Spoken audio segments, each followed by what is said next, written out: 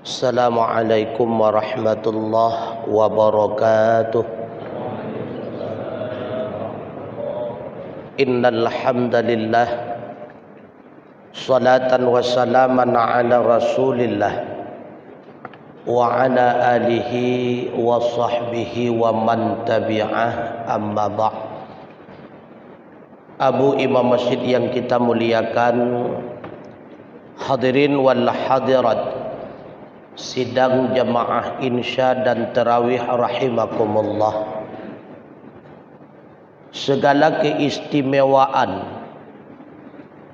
yang ada di dalam bulan-bulan yang lainnya, baik yang ada di dalam bulan Muharram, Rajab, Sya'ban dan sebagainya, semuanya itu tersimpan di dalam bulan Ramadan. Bahkan keistimewaan yang terdapat di dalam bulan Ramadan tidak ada di dalam bulan yang lainnya. Karenanya Ramadan dikenal dengan Sayyidus Syuhur, rajanya segala bulan, pemimpinnya segala bulan. Karena di dalam bulan Ramadan wa ta'ata maqbulah, segala amal ketaatan, amal kebajikan, amal ibadah yang kita kerjakan diterima oleh Allah Subhanahu wa ta'ala. Bahkan di dalam satu hadis Rasulullah bersabda, umrah di dalam Ramadan sama bandingan seperti haji di luar Ramadan. Artinya amal ibadah sunnah yang kita kerjakan di dalam Ramadan akan diberikan balasan pahala berupa pahala ibadah wajib oleh Allah Subhanahu wa ta'ala. Wa ta'ata maqbulah, segala amal kebajikan, amal ibadah diterima oleh Allah di dalam bulan Ramadan. Yang kedua, wadda'awata mustajabah, segala doa yang kita panjatkan kepada Allah, semua doa itu akan diistijabahkan oleh Allah. Semua doa hamba dalam Ramadan akan diterima oleh Allah Subhanahu wa ta'ala. Tapi ketahuilah, setiap doa yang diterima oleh Allah tidak mesti Allah memberikan balasan sesuai dengan apa yang kita minta. Karena yang akan diberikan oleh Allah yang sesuai apa saja yang telah ditetapkan oleh Allah kepada kita. Maka yang diberikan oleh Allah kepada kita yang sesuai bagi diri kita sebagai hamba. Walaupun terkadang pemberian daripada Allah itu tidak sesuai menurut harapan dan keinginan kita. Yang pastinya wadda'awata mustajabah, doa yang dipanjatkan oleh setiap hamba dalam Ramadan diistijabahkan oleh Allah Subhanahu wa ta'ala. Dan yang lebih istimewa hadirin sekalian, wal jannata mustaqatul lahum, surga itu rindu kepada setiap hamba yang sedang melaksanakan amal kebajikan dalam Ramadan. Surga yang merindukan kita. Pada bulan yang lainnya tentunya kita yang merindukan surga, tapi dalam Ramadan surga yang merindukan kita. Sehingga di dalam satu hadis riwayat daripada Bukhari dan Muslim yang terkenal dengan muttafaqun alaih, Rasulullah sallallahu alaihi wasallam bersabda, "Idza jaa syahrul Ramadan", apabila datanglah bulan Ramadan, futihat abwabul jannah, Allah bukakan segala pintu surga. Wa ghuliqat abwabun nar, Allah kunci segala pintu neraka. Wa sufidatis syayatin, dan Allah rantai segala syaitan. Tak kala Ramadan tiba, futihat abwabul jannah, segala pintu surga dibuka oleh Allah Subhanahu wa ta'ala. Sehingga para ulama memiliki dua penafsiran. Sebahagian ulama mentafsirkan dengan makna yang lughawiyah. Benar adanya setiap Ramadan pintu syurga dibuka oleh Allah.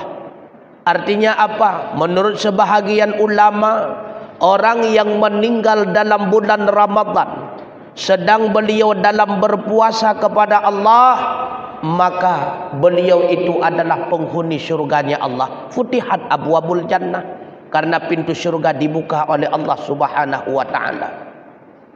Sebahagian yang lainnya mentafsirkan futihat abwabul jannah adalah sebagai berita kegembiraan bagi kita umat Muhammad.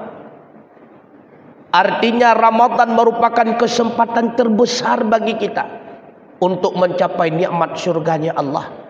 Wa ghuliqat abwabun nar, pintu neraka semuanya dikunci oleh Allah. Maka di dalam riwayat yang lainnya Rasulullah menerangkan, tak kala memasuki bulan Ramadan, Allah berfirman kepada Malik Ridwan, penjaga syurga, wahai Ridwan, hiasilah seluruh syurgaku, kata Allah. Karena umat Muhammad akan mengunjungi syurga itu. Wa ghuliqat abwabun nar, kepada malaikat penjaga neraka Allah mengingatkan, kunci semua nerakaku. Karena umat Muhammad akan meninggalkan alam dunia dengan penuh imbalan tak kala dia itu meninggal dalam Ramadan. Wa sufidatis syayatin, ban-bandum syaitan dirantai oleh Allah Subhanahu wa ta'ala di dalam bulan Ramadan itu kemudian. Lalu timbul pertanyaan, bila mana syaitan dirantai oleh Allah di dalam Ramadan, pakon syit mantengna terjadi maksiat. Seandainya syaitan itu dibelenggu oleh Allah dalam Ramadan, kenapa pula masih ada orang yang melakukan keburukan? Maka Imam Ghazali menjawab, terjadinya kemaksiatan dan keburukan itu tidak serta-merta dengan sebab godaan syaitan. Ada 3 penyebab yang lainnya yang menyebabkan terjadi keburukan dan kemaksiatan. Yang pertama adalah nafsu, baik itu nafsu amarah ataupun nafsu lawamah. Karena pengaruh nafsunya sehingga dia senantiasa dalam berbuat keburukan. Yang kedua karena tabiatnya, memang kebiasaannya. Yang ketiga kata Imam Ghazali, pengaruh daripada syaitan bangsa manusia. Syaitan dalam bangsa jin telah dibelenggu oleh Allah Subhanahu wa ta'ala dalam Ramadan, tapi syaitan dalam bangsa manusia masih bebas, masih belum terpenjara dan sebagainya. Yang pertama penyebab nafsu. Makanya Rasulullah mengingatkan, seberat-berat sejahat-jahat musuhmu, a'da aduwika nafsuka baina jambaika. Seberat-berat musuhmu, itulah nafsumu yang bersarang di antara 2 lambungmu. Nafsu tunggu mutua merupakan musuh yang paling raya dalam tentai syaitan. Biarlah syaitan dibelenggu dalam Ramadan bila mana hidupnya dikawal oleh nafsu lawamah, dikendalikan oleh nafsu amarah, tetap mereka itu jatuh dalam kemaksiatan dan keburukan. Nafsu amarah. Apa itu nafsu amarah? Nafsu yang senantiasa mengajak kita dalam keburukan, dalam kemaksiatan. Tidak pernah sedikit pun terpikirkan suatu kebajikan. Itu nafsu amarah. Apa itu nafsu lawamah? Nafsu yang sudah adanya keinginan untuk berbuat kebajikan tetapi belum jatuh dalam kebajikan. Keinginan pubut kana tapi pubut gelap. Nafsu lawamah. Maka hendaknya beradalah kita di dalam nafsu yang ketiga, itulah nafsu mutmainnah. Karena hanya orang yang memiliki nafsu mutmainnah yang akan mendapatkan panggilan kelak di akhirat untuk memasuki syurganya Allah. Maka di antara cara untuk mengendalikan nafsu, itulah dengan cara berpuasa. Makanya Allah Subhanahu wa ta'ala mewajibkan kepada kita khususnya dalam Ramadan, agar kita mampu mengendalikan nafsu kita wujud menjadi nafsu mutmainnah. Allah mewajibkan kepada kita dengan berpuasa. Kenapa Allah wajibkan kita berpuasa? Karena tidak ada cara apapun mengendalikan nafsu melainkan dengan berpuasa. Nah, cara lain untuk tak kendalikan nafsu, hana untuk berdoa. Hanya dengan berpuasa kita mampu mengendalikan hawa nafsu. Oleh karenanya, orang yang berhasil melaksanakan amal ibadah puasa, itulah mereka yang berhasil mengendalikan hawa nafsunya. Seandainya dengan berpuasa kita tidak mampu mengendalikan hawa nafsu, sama dengan kita belum berhasil melaksanakan puasa. Oleh karenanya, coba kita menilai diri pribadi kita. Setiap hari yang kita lewati daripada Ramadan ini, sudah berhasilkah puasa kita atau belum? Beilatan nilai si bulan punah bahawa kita terbiat daripada Ramadan. Coba kita nilai satu hari demi satu hari. Adakah wujud perubahan nafsu kita hadirin sekalian? Dengan sebab puasa munau urawa. Coba kita nilai pribadi kita pada malam ini. Sudah mulaikah mampu kita mengendalikan hawa nafsu kita atau belum? Maka terlihat yang pertama ini melalui buka puasa. Mantengna sistem balah dendam ataupun hana. Hana le tunggu. Alhamdulillah. Kemudian ajakan selanjutnya.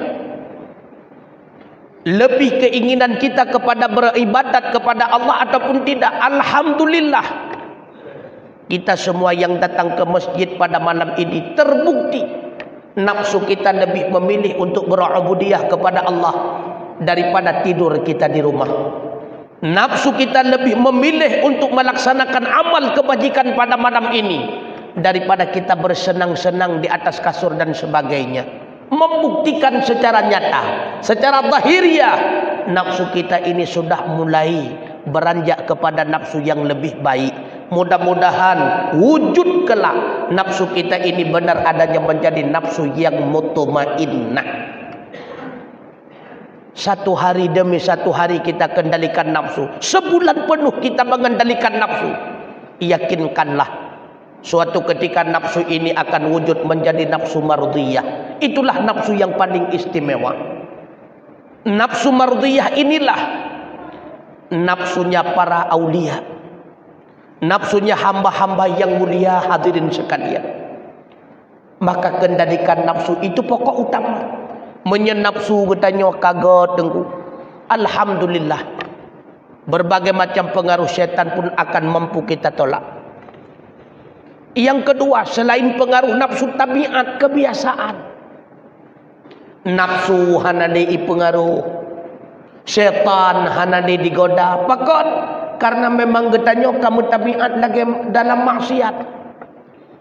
Lagi contoh orang yang sabi-sabi piup ganja. Orang yang sabi-sabi ruap sabu-sabu. Orang yang sabi-sabi buat ganyan ngecewa-cewa. Orang yang sabi-sabi di dalam riba. Memang ganyan bos buntut. Nyan hanali pengaruh le syaitan tu kumutua. Nyan hanali pengaruh le nafsu tu kumutua. Memang dianya itu sudah bertabiat dalam maksiat. Bahayanya hadirin sekalian, ketika kita terbiasa di dalam berbuat salah, ketika kita terbiasa di dalam melakukan dosa, ketika kita terbiasa di dalam melakukan maksiat, maka hati ini akan menganggap keburukan, kemaksiatan itu adalah hal yang biasa-biasa saja. Karena kebiasa, maka hati akan menganggap itu hal yang biasa. Bahayanya putra tengku, ketika hati ini menganggap semua kemaksiatan, keburukan itu hal biasa, maka tertutuplah pintu hati kita untuk bertaubat. Hanalai keinginan kepada taubat. Bahkan hanalai keinginan kepada taubat karena hati menganggapnya hal yang biasa. Karena urang kasering getu menak tengku. maka akan menganggap temenaknya hal biasa. Orang yang sering piup ganja akan menganggap ganja itu hal biasa. Orang yang sering tinggal sembahyang akan menganggap meninggalkan sembahyang itu hal biasa. Orang yang sering hana puasa akan menganggap tidak puasa Ramadan itu hal biasa. Orang yang sering dalam riba akan menganggap riba itu adalah hal biasa. Sehingga apa yang terjadi, tertutuplah pintu hati daripada keinginan bertaubat. Nyo yang paling bahaya takkanlah hati menganggap maksiat itu suatu hal biasa, maka tertutuplah pintu hati daripada keinginan bertaubat. Nyo cukup bahaya cukup bahaya. Maka tabiat, karena terbiasa dalam maksiat, orang yang terbiasa dalam maksiat, sekalipun syaitan dibelenggu oleh Allah dalam Ramadan, tetap mereka itu berada dalam kemaksiatan. Na'udzubillah. Yang terakhir, pengaruh syaitan dalam bangsa manusia. Kata Imam Ghazali, syaitan itu ada dua. Ada syaitan dalam bangsa jin, ada pula syaitan dalam bangsa manusia. Karena semua yang mengajak kita kepada keburukan itu namanya syaitan. Syaitan dalam bangsa jin kagak belenggu oleh Allah. Rupanya kadang syaitan dalam bangsa manusia saboh kasuda rumah. Syaitan je kagak rante, syaitan nyo mentang liu. Nyo yang paling bahaya. Maka bertegah-tegah tuku mutuah. Ini bukan kita salahkan pasangan kita. Tapi hadirin sekalian, banyak kejadian-kejadian masa lalu sehingga jatuhlah dalam maksiat para ulama dengan sebab pengaruh pasangannya. Baik itu seorang wanita dengan pengaruh pasangannya suami, ataupun seorang suami dengan sebab pengaruh pasangannya isteri. Ledathat kejadian. Ledathat nukumutuah, maka bertegah-tegah bejit ke pengalaman bagi katanya. Baik sampai wate isah li perumah sang-sangkannya menan galam tentai tu. Yakinkanlah semua ajakan kepada keburukan itu dinamakan dengan ajakan syaitan, walaupun nampak wajah itu manusia. Bertegah-tegah tu. Kadang-kadang isah bagatanya nekanda rumah je. Baru 2 minggu iduk kepala orang kai belo pajero support. Iran petoi tengah kerana 2 kecil mohon dabru hai ini belo. Berat tu. Lebih berat pengaruhnya tu. Sehingga mata jenguk-jenguk teli katanya yang napeng rumah tu afanya ke ngempengnya tak sepat. Relah tu. Maka pengaruh syaitan dalam bangsa manusia lebih bahaya daripada pengaruh syaitan dalam bangsa jin. Karena ajakan syaitan dalam bangsa jin cuma berupa bisikan, isah sagai bagdanya. Tapateh kakek tapateh hantatim ikuti kakek hana. Tapi bisa saja kalau syaitan dalam bangsa manusia, pertama dia itu berbisik. Hantatim dinga ahwate berbisik imat batu ko baja tu. Kapateh buhan. Hanta dinga ibu adu tu menyahangkan tempo buah ketemu gitu. Lebih bahaya pengaruh syaitan dalam bangsa manusia karena dia itu punya kekuatan. Karena dia itu langsung mampu menyakiti kita. Oleh karenanya Rasulullah mengingatkan kita. Apa kata Rasulullah? Hati-hatilah di dalam berteman. Karena teman itu sangat besar pengaruhnya bagi kita. Dalam satu riwayat diceritakan kalau anda berteman dengan si tukang besi, sekalipun baju anda tidak robek dengan sebab terkena percikan api, tetapi bau daripada amisnya besi akan dapat engkau rasakan. Tapi kalau seandainya anda berteman dengan si tukang penjual minyak wangi, sekalipun han merempek minyak wangi percikan wangi dapat kita rasa. Siapa teman kita? Itulah kebiasaan kita tengku mutua.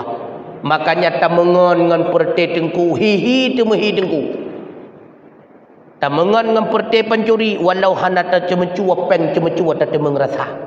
Tamengan dengan awak menjudi tengku memang hana ta main judi. Ta dua sampai main judi, iyo tulis bagi tanya. Iyo pulpen dengan buku tengku. Iyo tulis awak nyan main judi tengku. Maka tergantung siapa teman kita. Pengaruh teman itu sangat besar hadirin sekalian. Oleh karenanya terbelenggunya syaitan dalam bangsa jin, tapi syaitan dalam bangsa manusia tidak terbelenggu dalam Ramadan kecuali dia sendiri yang membelenggukan dirinya, artinya membelenggukan nafsunya dalam Ramadan. Itulah dengan cara melaksanakan amal ibadah puasa. Hana cara lain untuk mengalahkan nafsu kecuali dengan melaksanakan amal ibadah puasa Ramadan. Tukumutuah abu yang berbahagia. Bahkan Rasulullah mengingatkan, satu hari kita melaksanakan amal ibadah puasa dalam bulan Ramadan, Allah akan memberikan balasan kepada kita. Apa balasan Allah? Allah akan menikahkan kita dengan bidadari di akhirat kelak, di dalam satu kubah yang terbuat daripada emas, berlian dan mutiara. Apa yang dimaksud dengan nikah di akhirat kelak? Allah berikan tiket kepada kita, tiket untuk berjima dengan bidadari di dalam kubah yang begitu indah. Tukumutuah, karena tidak ada istilah akad nikah ijab kabul di urau akhirat. Tukumutuah, tapi bila mana dikatakan dalam satu hadis Allah akan memberikan kesempatan bagi kita menikahi bidadari, artinya Allah berikan tiket gratis kepada kita bersetubuh dengan bidadari pada tempat tersebut. Subhanallah, bidadari itu kumutuah abu yang berbahagia. Nyan menyasi urau tak puasa, menyelheplah urau punah tak puasa. Subhanallah, mak-mak bidadari tak temu tepat kumutuah. Oleh karenanya kumutuah abu yang berbahagia, cobalah dalam Ramadan ini kualitas amal ibadah kita hendaknya semakin meningkat dibandingkan dengan Ramadan sebelumnya. Lebih-lebih katanya yang kakak umur 70 watih tu kumutuah. Nah yang kau umur 80 sekurang puluh, benar yakin dengku Ramadan ukur dalam tentai merempak giliran yang sama. Nyo adalah usia bonus, maka pergunakanlah usia bonus tersebut dengan sebaik-baiknya. Mudah-mudahan melinggai katanya tatbiat daripada Ramadannya. Hendaknya wujud katanya menjadi husnul khatimah. Allah jadikan kita semua menjadi penghuni syurganya Allah, surga jannatun naim. Amin ya rabbal alamin. Terima kasih atas segala perhatian. Mohon maaf atas segala kekurangan. Usikum wa nafsi bitaqwallah. Wassalamu alaikum warahmatullahi wabarakatuh.